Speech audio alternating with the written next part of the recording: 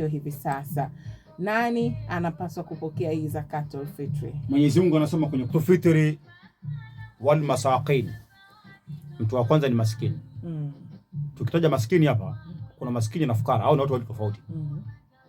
Maskini ni mtu ambaye hajui atakula nini kesho yake na leo yake. Yaani hajui chakula chake atapata wapi. Huyu ni maskini. Fukara ni mtu ambaye ana uhakika wa kula, lakini huenda kutwa mara moja tu. Muda mwingine hana uhakika wa kula chakula chake. Hajui atapata wapi, lakini uhakika wa kula kutwa mara moja nao. Ila maskini anaweza kukaa kutwa nzima bila kula kabisa kwa sababu hana uwezo. Na mara pengi unakutaga wale mabibi. Mabibi, mababu wale ambao wana watoto lakini hawajali wazazi wao. Maskini sana. Wengine wakuta hawana watoto kabisa, wako mitaani. Mwaka jana tumetoa mchele kilo 300 sisi. Kwa mafukara maskini hii Bariadi. Unaelewa? Wengi mno. Wengi sana.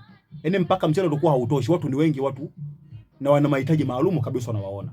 Kwa hiyo tuna watu wengi. Yaani mimi ukinipa mchele hata kilo 10,000 nitagawa wote kwa maskini Bariadi.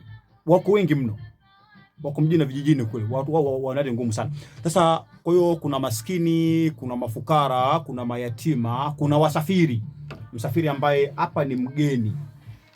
Uelewa? Kasafiri amekuja hapa ni mgeni, hajui anakula wapi na alaji. Huyu pia tunaweza kumpa, tunampa ile imsaidie. Lakini wale murabitina na wale wanaokusanya zile zaka, kuna watu waga wanapita majumbani kukusanya zakatul fitri. Wale pia nao wana fungu lao tunawapa. Lakini pia huko ndani tumesema pia kuna mayatima. Tunawapa hapo ndani. Lakini pia mle ndani kuna wajane au ambao waliolewa wakaachika, wana maisha magumu, wameacha watoto na baba zao na wanaume zao. Wana maisha magumu, au pia na mafukara. Tunawasaidia wale pia. Lakini pia tuna watu ambao wameharibikiwa safari zao. Labda mtu amekuja hii bana iko nani? Iko Uturuki.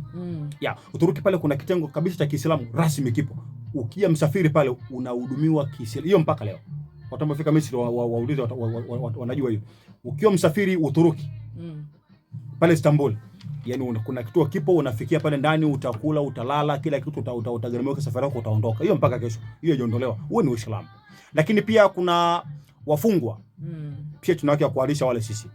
Kazi ya kulisha wafungwa nilisema juzi hapa. Kazi ya kulisha wafungwa sio kazi ya serikali. Serikali sio kazi ya kulisha wafungwa. Hilo ni jukumu letu sisi. Mungu anasema yut'imuna ta'ama ala hubbihi miskina wa yatima wa asira. Tumekupeni majukumu ya kulisha maskini, wafungwa pamoja na maskini, mayatima pamoja na wafungwa. Au mtakao muwalishe. Kwa hiyo mtu akienda kule jela, jukumu la kulisha wafungwa sio jukumu la askari magereza wala serikali. Hilo ni jukumu la nyinyi wananchi. Kuwahudumia wale. Lakini alifanyiki. Mzigo utoka chini ya serikali. Afu ndio analalamika, barabara hatuchongewi, sijui hadi ngumu. Mmesahau kwamba jukumu lingine kule.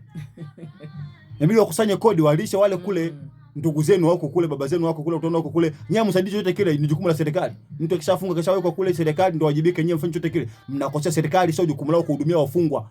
Ni jukumu letu sisi, Mungu kwa mujibu wa hiyo aya ya Qur'an. Umeelewa? Kwa hiyo mimi kupitia madai ya leo naomba watu wananchi waipunguzie serikali mzigo mkubwa wa kuhudumia wafungwa. Ni jukumu la kwao wao wananchi, sio jukumu la serikali. Serikali kama inasaidia tu. Ndio maana ukiwa Central Police pale, ukiwa polisi, ukiwa kwa mabusa, serikali hawakupi chakula. Ndugu zako waje wakupe. Ndio wakupe chakula. Yes, ndio wenyewe. Najua ilibidi wewe. Unaelewa bwana? Sasa alhamdulillah rabbil alamin. Kwa hiyo lakini pia mwingine ni mtu ambaye tumesema msafiri ambaye ameharibikiwa na safari yake. Amefika pale safari yake amekuja ameharibikiwa. Hajui, basi pia ana haki ya kusaidiwa kwenye atoe zakatul fitri. Lakini mtu mwingine ambaye ana haki pia kutolewa zakatul fitri, tunasema wa ibn sabil. Wale wasafiri wanasafiri safari za kibiashara. Wengine ambao wanadaiwa madeni.